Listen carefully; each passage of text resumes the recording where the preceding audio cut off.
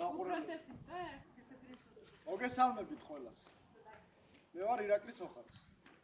პრეზი ყენიამ გამომიწვია რაღაც დაავადებასთან ბრძოლის თუ რაღაც აქცია არის, მოკლედ მე არ ვარ სოციალურად გათვითცნობიერებული, ყოველ შემთხვევაში უერთდები ამ აქციას და ვასრულებ აქციის მოთხოვნებს.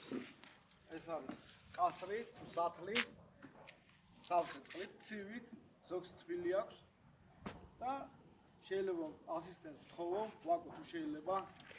აპლოდისმენტები. თუ შეიძლება.